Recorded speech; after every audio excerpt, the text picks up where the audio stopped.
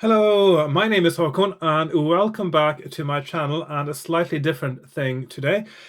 Today I'm doing an unboxing video because I just received something in the mail today and I think I know what it is. And if it is what I think it is, then I think this is quite exciting. So I got this envelope here and it's from Merch Desk. Could be anything, couldn't it? Let's find out what it is. Right.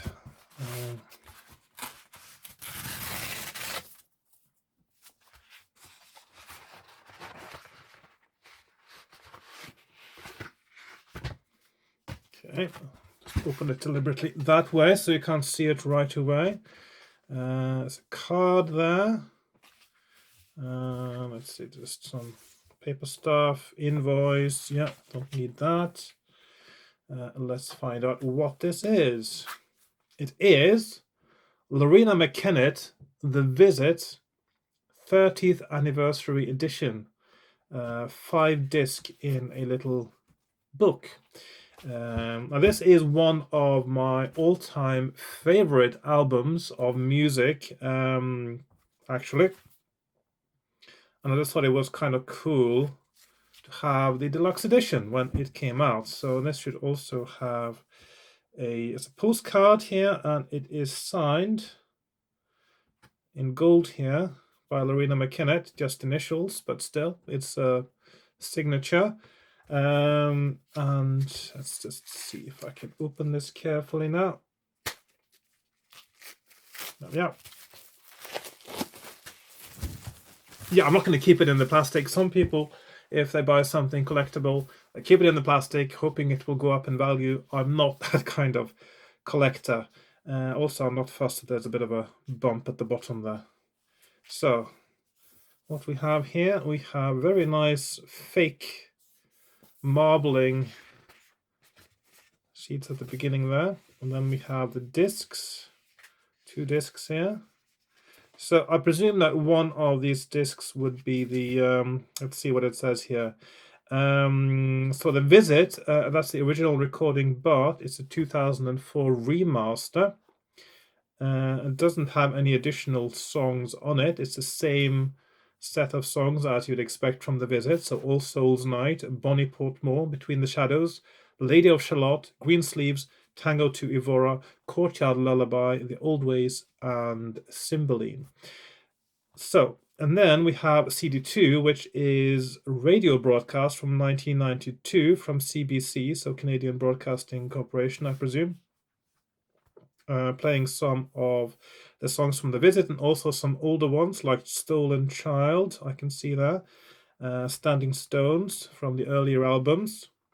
Of course, The Visit was the album that propelled Loreena McKennitt into some kind of fame, I suppose.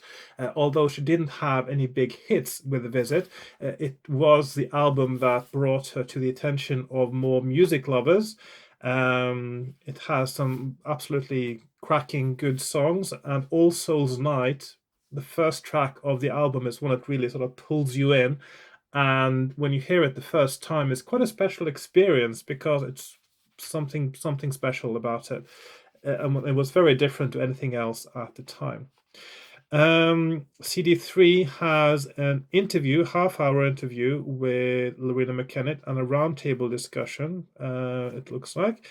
And then CD4, which is interesting as well, a binaural headphone mix and 2016 soundboard trio recordings.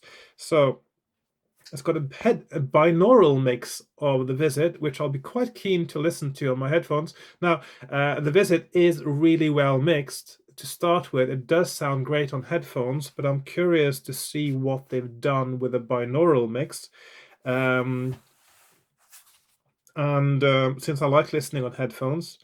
And then the soundboard trio, of course, the trio, she used to tour quite a bit. The last tour, I did go on a tour a few years ago, and this is probably the same trio.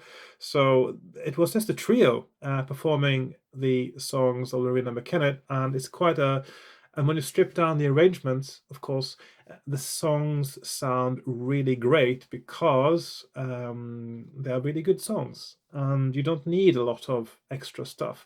In fact, the first time I heard about Loreena McKennitt, I was in a shop talking to the shop owner, a sort of game and comic book shop, and he said, we were talking about music, and of course we liked Enya.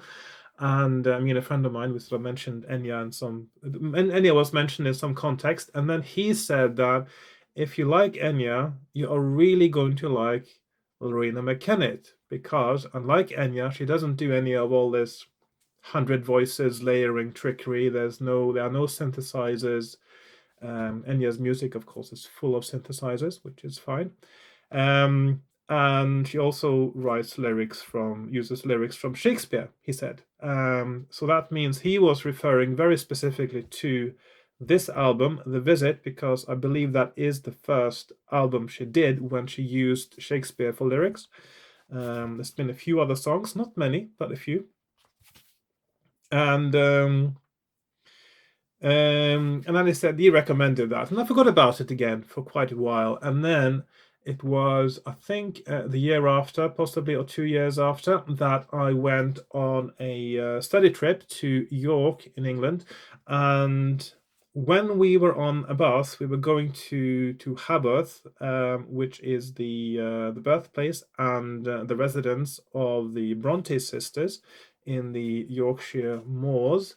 And on the way, on the bus, somebody in our group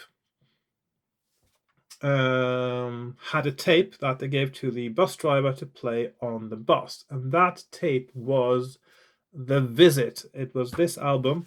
And so that's the first time I heard it properly. And right away, I noticed that it was something very special. When I came home from my study trip, I went straight to the record shop. I bought The Visit. I bought all the earlier albums. And I think at the time she also had The Mask and Mirror. The next album was also out as well. So, which is when she had her only actual sort of hit, I suppose, with The Mummers Dance. Now, what else have we got? Yes, disc 5, Blu-ray, The Visit. So that is high-resolution stereo, so Blu-ray audio. I'm not very familiar with that. I've never heard any Blu-ray audio recordings.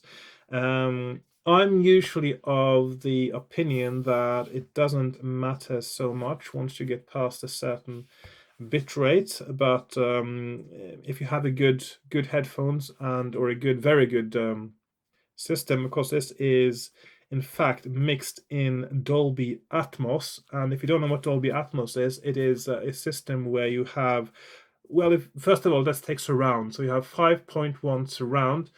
Is basically the sound is divided between 6 speakers, and Dolby Atmos is a 3D sound system standard.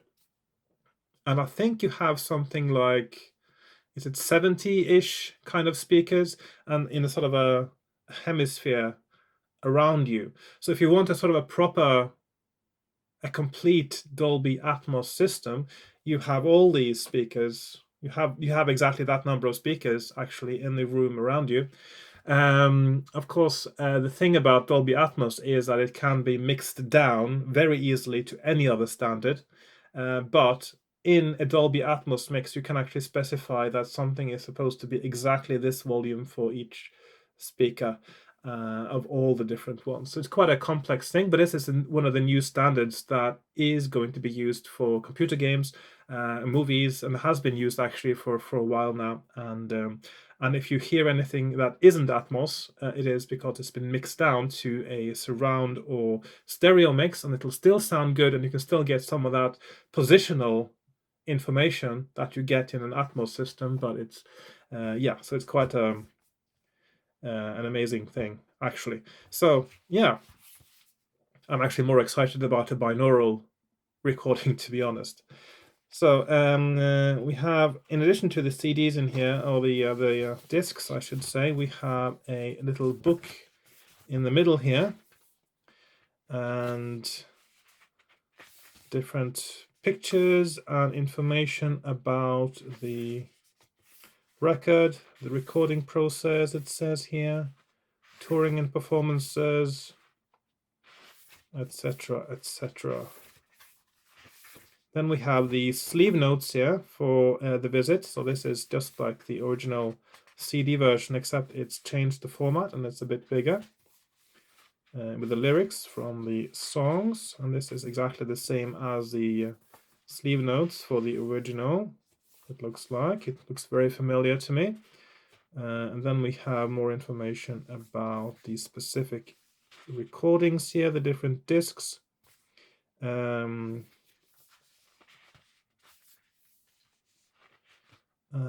some more notes. And that is it. And that is the Loreena McKennitt, The Visit, the definitive edition. If you are a Loreena McKennitt fan, absolutely worth buying. If you are not a Loreena McKennitt fan, if you never heard of Loreena McKennitt, go and check her out.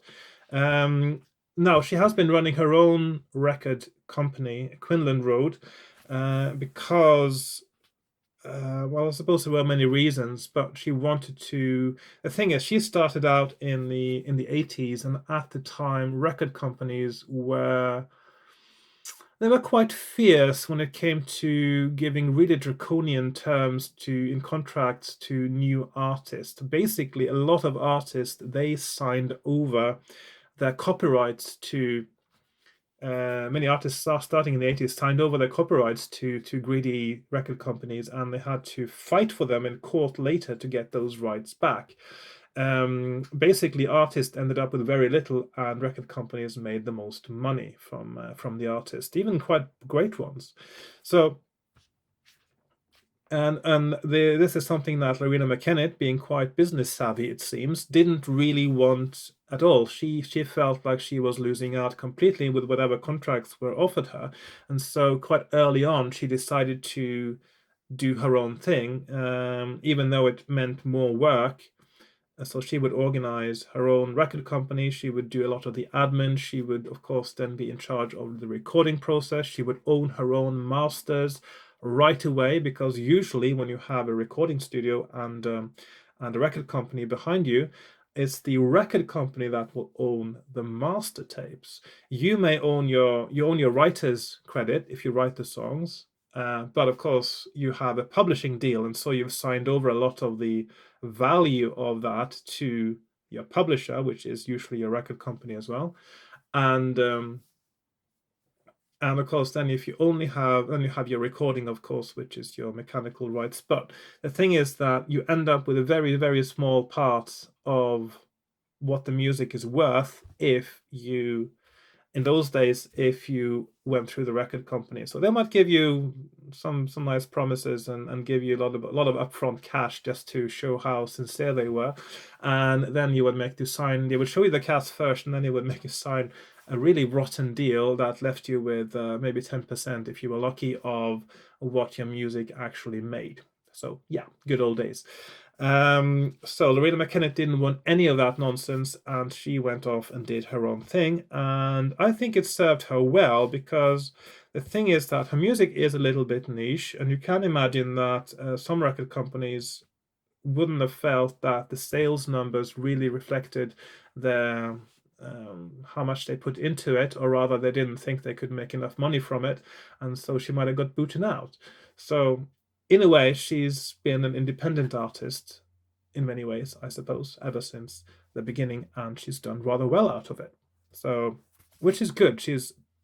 Because she doesn't have anyone dictating her creative process, she can do what she wants. So that is a good thing. So yeah, Loreena McKennitt, highly recommended if you haven't heard it before. Good music. Yeah. So that's what I got in the mail today, and just wanted to make a little video about that. And I'll see you in my next one. Goodbye for now.